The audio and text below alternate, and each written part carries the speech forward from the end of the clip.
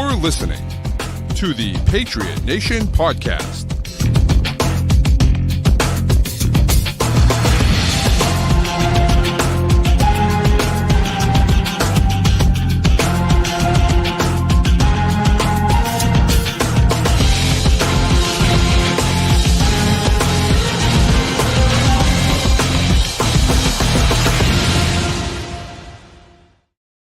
All right, welcome into another edition of the Patriot Nation Podcast. As always, a proud member of the CLNS group of podcasts. Make sure you download and subscribe to all of the shows on the CLNS network. But tonight, it's the Patriot Nation Network, and it is our post-game show.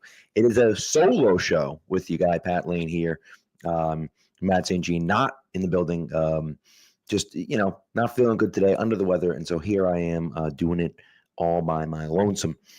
Patriots get a big win against the Browns. It was not pretty in the first half, I would say.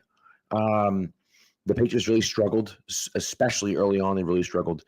I thought that it was a situation where the Patriots just came out slow. They came out flat. Drake May was rough in the first half. Really did not play well at all in the first half. And unfortunately, it was a situation where he threw a bad interception and he just looked pretty bad. As a team and what they've seen, or what we've seen, at least, I think, from them is, especially defensively, that first drive defensively, they're just awful, that first drive defensively. But they snapped out of it, luckily. And, we were able to see the Patriots come back and do what they needed to do. I think getting that stop at the end of the first half and driving down and kicking that field goal to take the lead into halftime was huge. And then, of course, in the third quarter, 3 drives, 3 touchdowns, just incredible. And so that's one of those things for me that, the Patriots, you look at what they've been able to do and the fact that they're still first place in the AFC East and, second place in the AFC right now. They look pretty darn good, man. And, I think that, I can't say I saw this coming at the start of the season. I'll tell you. But I don't know what it is. But hey, I will take it. And hello, everyone. Nelson checking in, and Jack and B from Ohio. Appreciate you guys being here. And Jack says, dude, what's with the first drive defense? I don't know. A feeling out process, maybe. Maybe it's we want to see kind of what you have and what you're bringing to the table. And, and then once we see that, then we can adjust to it on the fly and make some plays based off of that. But, the touchdown, the Harold Fannin touchdown was just like, Harold Fannin's lined up in the backfield as a fullback. I'm in the end zone, the opposite end zone, screaming, 44 is in the backfield. It's going to him. The whole defense should have known that too. And no one covered him out of the backfield. He's wide open for a touchdown. And, apparently there may have been some, communication between, whoever it was, a few guys on the defense, and got lost in the shuffle and no one covered him. And it's just like he walks in for a touchdown. And that can't happen. And then it didn't happen the rest of the game. But, there was a play too where Marcus ends up, I don't think he got credit with the pass breakup, but ends up getting there on a pass that was thrown down the sideline. And it's like, if they have a real NFL quarterback, that could have been a touchdown pass. But they don't. And so it worked out for the Patriots. But, look, Myles Garrett, you got to tip your cap a little bit to Myles Garrett, right? This is, I think offensively, one of the things that we looked at was the Browns were able to get pressure on the Patriots pretty consistently. Not a great day for Mo Campbell. Gave up. I think, here's the thing. And I think one thing that we have to appreciate is that first of all, it wasn't just Will Campbell, number one. But number two, so Will Campbell, 5 sacks. Myles Garrett had 5 sacks and 8 pressures. Okay. He had 5 pressures and 3 sacks on Will Campbell. That was 13 of Will Campbell's reps. 8 pressures on 13 reps is not, it's not good. Not good. Okay. Real bad. Okay. And Nikhil's saying he has lunch eaten. He did. He did. Okay. 5 sacks on 13, 5 sacks. Sorry, 5 sacks, 5 pressures and 3 sacks on 13 reps is as bad as it's going to get. However, Will Campbell had 20 other reps against everyone else on that defense and gave up exactly 0 pressures in those 20 reps. So it was bad against Myles Garrett. Myles Garrett's arguably the best pass rusher of this generation. He's an absolute freak athlete. He's an incredible player. And unfortunately that's going to happen sometimes. I think that Campbell overall wasn't terrible. Against Myles Garrett was awful. So, it's one of those things that you learn from it and hopefully you get better. He had a really bad rep where he was just like kind of flat-footed against him and he just went right by him. So apparently Nikhil 72 grade from PFF. No, again, it's PFF. Like we take it with a grain of salt, but I think what that shows you is how good he was on those other reps when it wasn't Myles Garrett, when he's going against a normal pass rusher and not a superhero, right? So I think that that's one of those things for me that I think, and Nelson even says it too. Like it's a good lesson for Campbell, right? Like Myles Garrett's a guy that you just like. It just goodness sake, like what are you gonna do? The guy's a monster, and that is what it is, So. But I think that it was a good learning experience for him. I mean, look, the Cleveland Browns, okay? The Cleveland Browns had 6 sacks. They picked off May once. They forced 2 fumbles, 1 strip sack on May, and they made Travion fumble at the goal line. And the Patriots won 32-13, right? So that's one of those things where it's like, it's not good, right? Those things we can clean up, but they absolutely destroyed them on the field. And I think that the Patriots survived the first half. They had a really bad first half. And again, the offensive line had a tough time. The passing attack had a tough time. Drake May's interception was his worst throw of the season. I just have absolutely no idea what he was looking at. Just have no idea what he's looking at. But I think he even said, I was trying to throw to the guy and I forgot the guy in front of me could jump.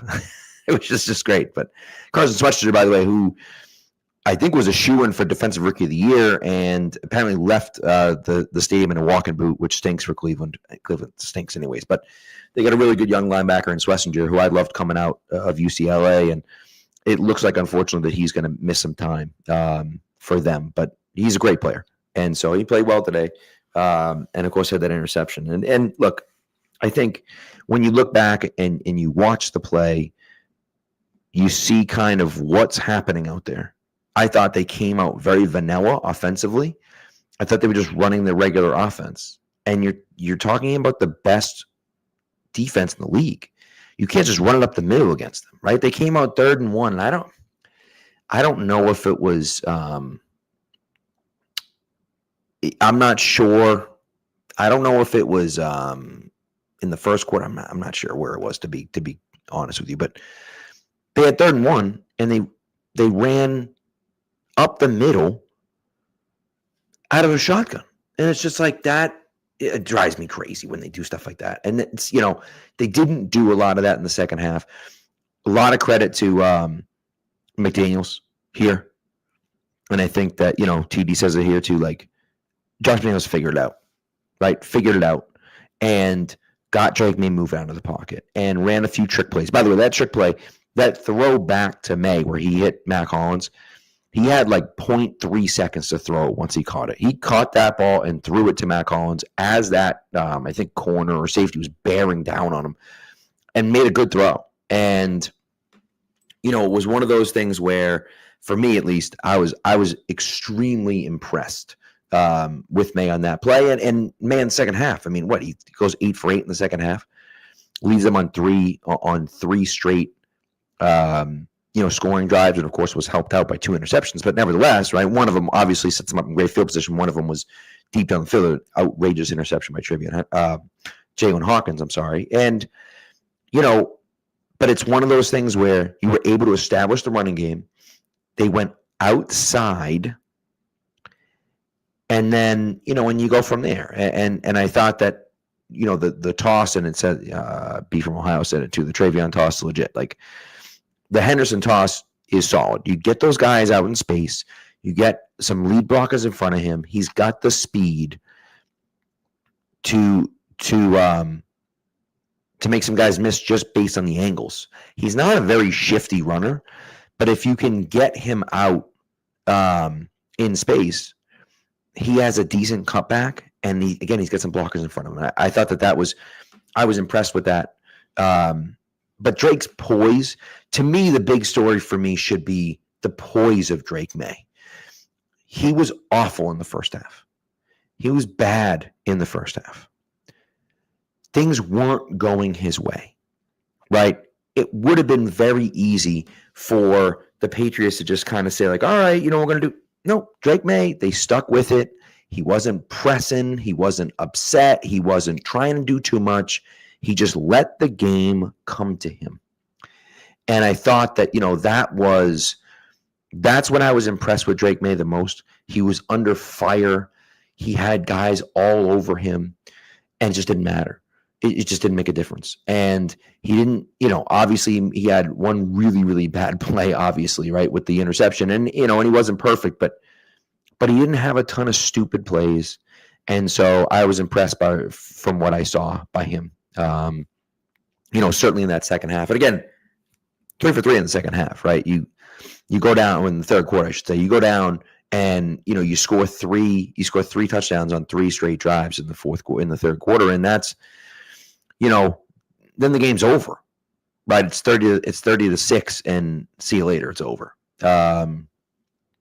And so, offensively, I was really happy with that. I thought Mac Hollins had a great game, right? 7 receptions for 89 yards. He really kind of showed what he does here. And it's so funny because people were in my mentions complaining about Mac Hollins this morning when I was talking about, people were upset about Mac Hollins on the team. And it's like, he's looked good.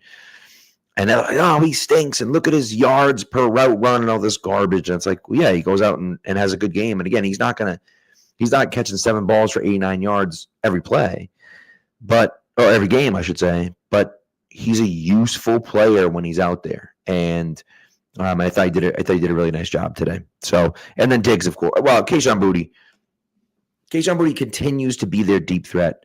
It was a beautiful, just a perfectly thrown ball to Boutte for a touchdown in the third quarter. He had him earlier. And threw it out of bounds in the first half, and it didn't look right. Mac was off, and the offense was off, and it wasn't. Look at Mac Hollins still. Boutte, I think, didn't run it quite as deep, quite as far to the sideline as you wanted him to. Drake didn't throw a perfect ball, and so I didn't love that. But again, for me, it's one of those things where I looked at it and said, like, all right, we'll get this thing going. And then you see the pass in the second half, and you're like, okay, now we get it. So that's really what you like to see from him. And then, of course, Stephon Diggs scoring a touchdown. His first touchdown in over a calendar year. His last touchdown, of course, came against the Patriots at Gillette Stadium. It's pretty cool for him to score a touchdown after not scoring a touchdown for a whole year, and you could see how excited the whole team was for him. Everyone was pumped for him. Everyone was happy for him. That was really cool, and I think it was Cadlick said that's an Amendola type play. That's the Danny Amendola 2-point conversion play against, not quite the same thing, but it's very similar to the Amendola 2-point conversion play in the Atlanta Super Bowl. But it was great to see, and you continue to see how they're building things and what the culture is going to look like. And I think that, they just continue to support each other. They continue to work for each other. And I've been really happy to see that. And I thought offensively, again, it wasn't working great. And they just stuck with it. And they kept going. And they kept doing it. And again, McDaniel said, okay, let's roll May out a little bit. Let's run some different plays. Let's run some toss plays. Let's see what works. Let's not run up the middle anymore, right? Because it wasn't working. And so, I really think that you saw some of that. And again, this team could have turtled. This team could have said, man, shoot, they punched us in the mouth and we weren't ready for the game. And, and all right, we'll go back and, we'll get them next time. And it's like, no, that wasn't the case. They fought, they continued to fight with the Browns and they went from there. Now, if the Browns had an NFL caliber starting quarterback, then maybe that would have been different, but they don't. So that helped, of course. But, I thought the defense played exceptionally well after that first drive. And the Patriots, I thought, did a really nice job. So, and look, it's one of those things. By the way, we'll talk about this later on in the week too, because I believe the trade deadline is like the 4th. I think it's November 4th. It's not this upcoming week, but the week after. I don't know. TD's talking about Chris Olave. There's a lot of guys that I like. I just think the Patriots receiving core is fine right now. I don't think they need to give up things to get it. And I just don't. That doesn't make sense to me. TD, I don't think it's the second, because the second's Sunday. So I think it's a few days after week 8. But I might be wrong about that. But I think it's like Wednesday or Thursday or something like that. But either way, but I think that I think for me at least, I'm looking for an edge rusher, and we'll kind of talk about the defense. I'm going to talk about the defense side of the football in a little while, but offensively, I like their receiving core. And someone mentioned, I think it was, who was it? Someone mentioned, Jack mentioned, why don't they use Pop Douglas? They do. They did use Pop Douglas. I mean, they had that 144-yard catch. We kind of stumbled and fell down. I know what he was trying to do. He saw the guy coming out of the corner of his eye and thought if I cut it inside, I'll be able to shake this guy. And someone else coming and he tried to cut back and fell down. But either way, it's one of those things for me where I look at it and say, like, he's small. Drake kind of likes those bigger body receivers, those receivers that have a little bit more of a catch radius. But he still contributes from time to time. He's still on the field and making some plays here and there. And so, I'm generally happy with what I've gotten or what the Patriots are getting right now from the receiving core. I don't necessarily want another receiver. Now, listen, if someone's going to go crazy and say, well, we're not going to sign Chris Olave, and so we're going to give him to you for a 3rd-round pick or something like that. Well, sure, you're going to give him to me. Absolutely. I'm down with that. I just don't think that's going to happen. And so, to me, I just think, all right, if you do that, that's fine. If they just want to move on from Keon White, which kind of seems like that's going to be the case. He was a healthy scratch today. You want to move on from Keon White and try to pick up another edge defender? Sure, I'm okay with that. They need a little bit more pop off the edge, and they just don't. They have some guys. Chasen's fine, and Landry's fine, but they don't really have like a guy off the edge. I don't know if you can get that at the deadline, but if you can add a guy like, Arden Key or, somebody like that, one of the Dolphins guys, whether that's, Chop Robinson or whether that's Jalen Phillips or someone like that, if they're not gonna sign them and they just say we're gonna give them up, maybe. But I don't see them trading in the division. They could. I just don't see them trading in the division. And so I wouldn't necessarily hold my breath for either of those guys, but you never know. So anyways, but that's the trade deadline. We'll talk about that. We'll probably talk about that a little bit more on Thursday's show. But anyways, I think that's it offensively. I don't think I really have anything else offensively. Again, for me at least, when you look at what the Patriots are bringing offensively, I just think I'm happy with where they're at right now. I think Drake May, for me, is playing like a top 2 or 3 quarterback in the NFL right now. He's playing incredible right now. And I think that, I'm really happy with the way he's playing right now. If he plays like this, forget about it. You could beat anyone. And listen, you got 6 wins at this point. You got Miami and the Jets twice. You got to assume that's 3 more wins. So there's 9. Okay. If the Patriots have 9 wins, right? Then you say, okay, Patriots have 9 wins. Now, where do the other wins come from? Okay. The Giants. So the other 3. So you got the 3 hard games, which is the Bucs, the Bills, and the Ravens. Okay, and the Ravens, I know the Ravens are 2-6, but they don't have Lamar. They're going to have Lamar. So if they win one of those games, let's just say they win one of those games, now you're up to 10. Then your other 2 games are against the Falcons next week and the Giants. If you win both of those games against the Falcons and the Giants, now you get 12 wins, right?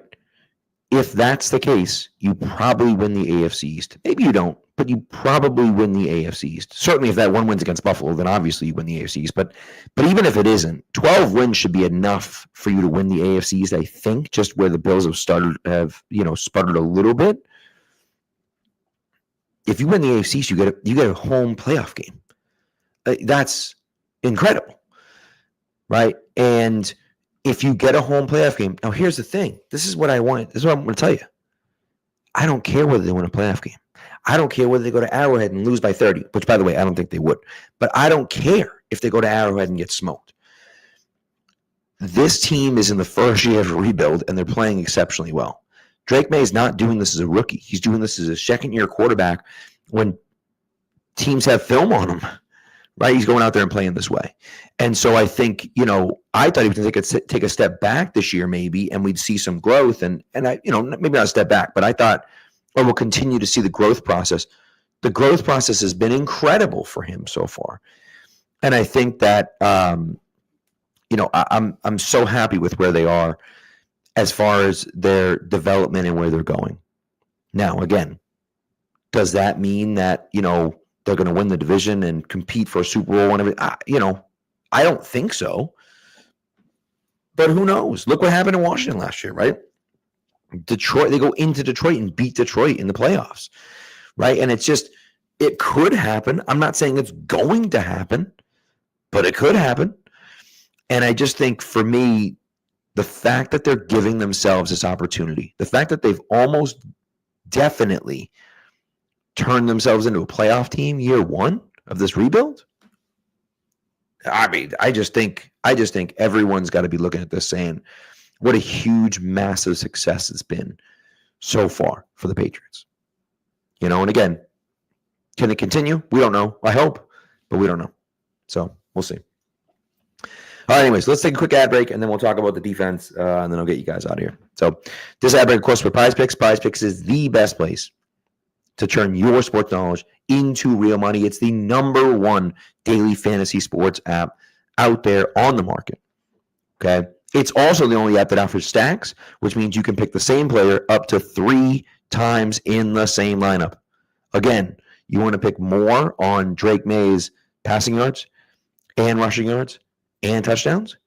You can do that. That would have been very beneficial for you to do that today.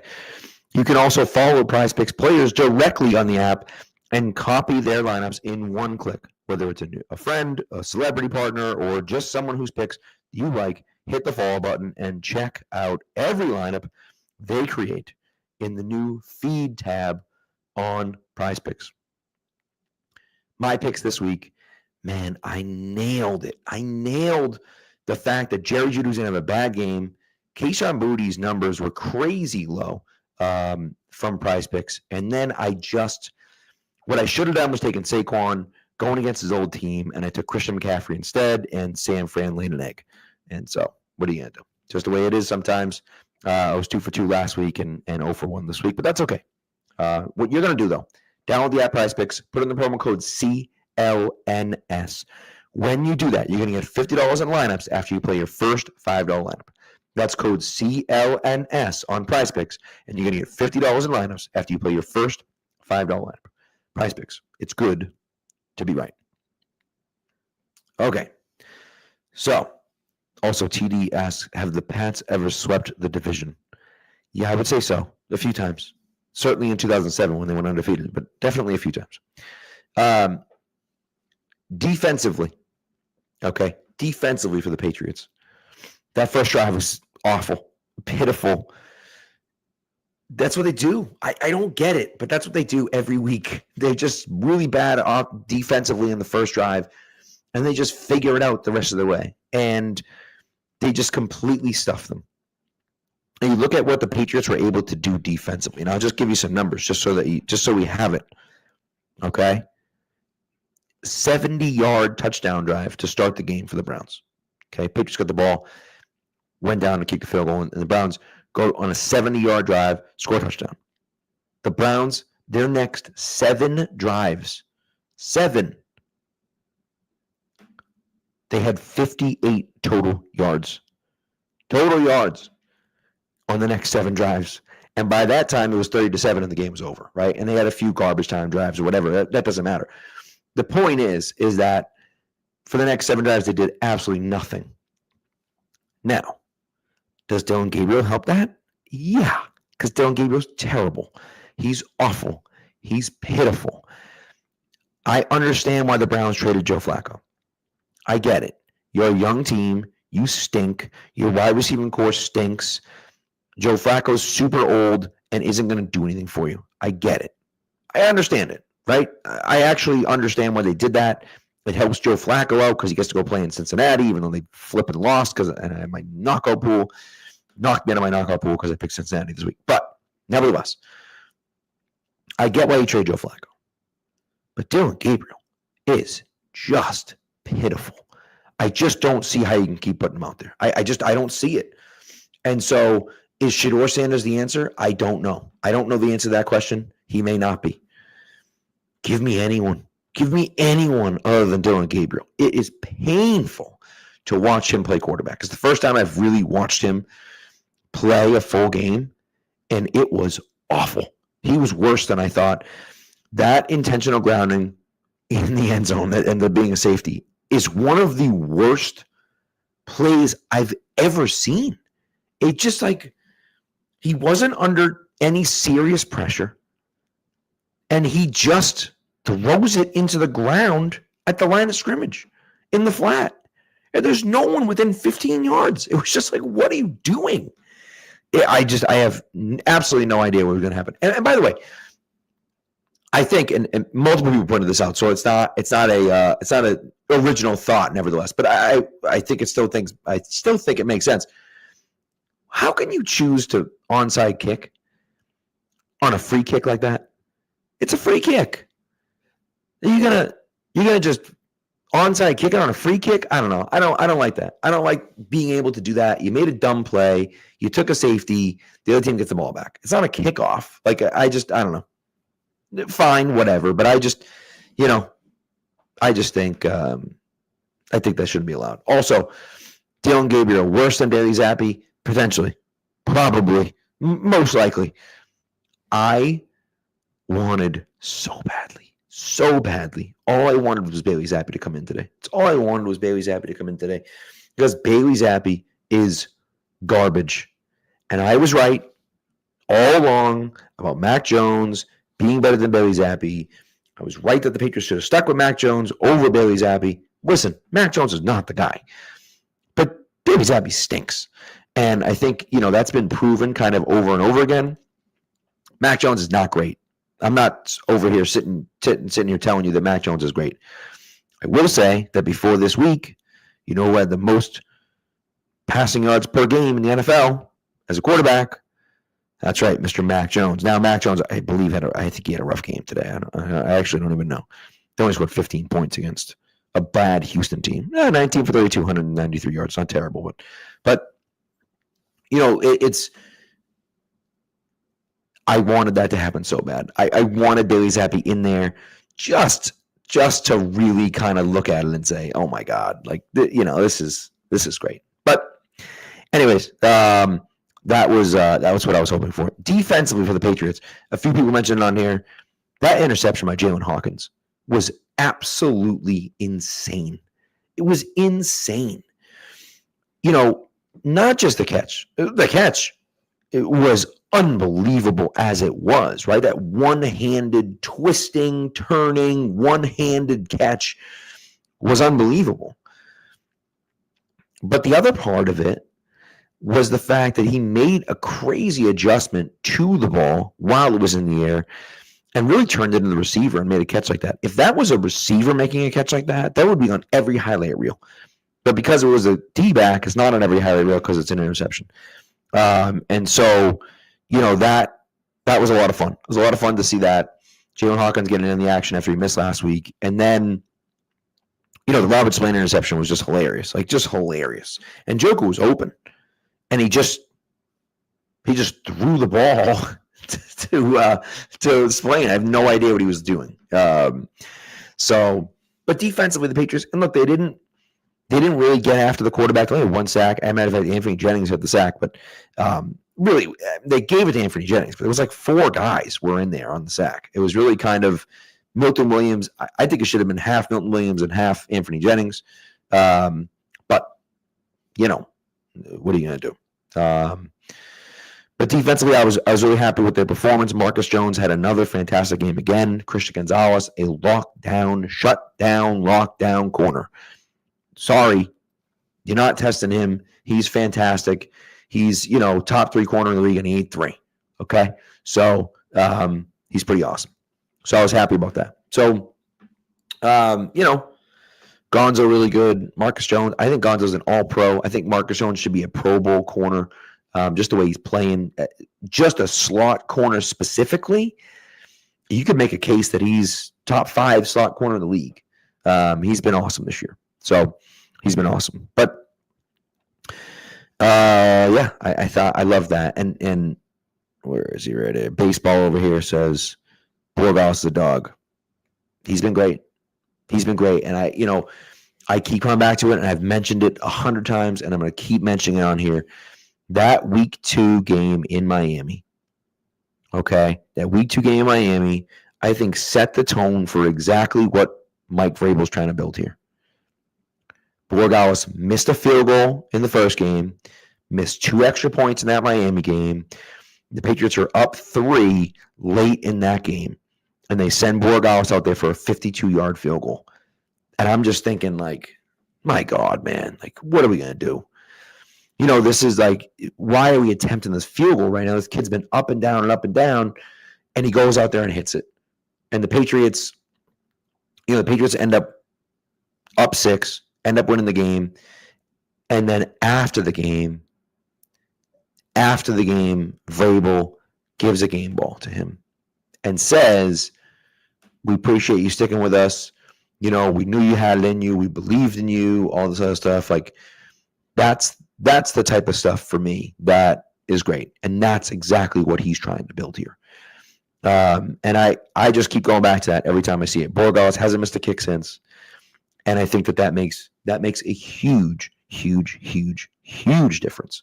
And right now, he looks to be a very good, reliable kicker. And, what more can you ask for?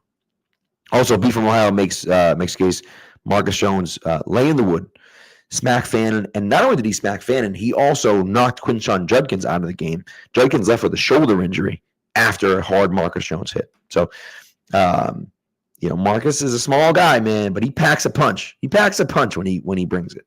Matt's not here today. Matt is under the weather, and so I'm flying solo today. So, I think that's it. I don't really have much else for you guys, to be honest with you. I was worried about this game. I was very worried about the Patriots in this game because I thought that there was a real chance that the Patriots could play this team and their defense could just wreck what the Patriots were trying to do. I was very worried about that. And the first half, I was like, yep, That's exactly what's happened so far. And that really worried me. But, this is when you look at it and you say, all right, like this is exactly what I wanted to see from the Patriots. They struggled in the first half. They made some real big errors and mistakes, but they were able to climb out of that. And that to me was huge. And so, I was really happy to see that. I was really happy to see that. And so, again, does that mean that the Patriots are going to, win the Super Bowl and what TD thinks they're going to have 13 wins? They certainly could have 13 wins, right? But when you talk about we're checking the boxes off, right? You beat the Bills, check, right? You beat the Saints after the Bills game because you feel like this is a huge game and a huge moment for them because don't overlook your next opponent. Check, right? You go down and smack the Titans in a game that, you felt like, was going to be a win. I wasn't worried about last weekend. I was worried about this weekend because you're going up against an elite defense. And how do you perform against that elite defense? Yeah, their offense stinks. It doesn't matter. You're going up against elite defense. How do you perform against elite defense? And you did. Check, right? We're checking off those boxes. And so now you get an incredibly hot and cold Atlanta Falcons team. A Falcons team that beats the Bills on Sunday Night Football, or Monday Night Football, beats the Bills on Monday Night Football, and then comes out and lays two stinkers in a row. Of course, this one with Kirk Cousins at quarterback, but nevertheless, goes out and lays two stinkers in a row, and you just feel like, man, this team stinks. But they also beat the Bills, right? So, like, they have the capability of playing well if you let them. So, I mean, they got smashed by the Dolphins. So, like, they're not that good, right? But, again, they're a team that has shown the ability to beat some teams and has shown the ability to play well, especially in big games, I feel like. They're 3-4 now, so it's not like they're really good. But, you're talking about they beat the Bills, they beat the Commanders with Daniels, and they beat the Vikings. Those are the 3 wins. That's all pretty good.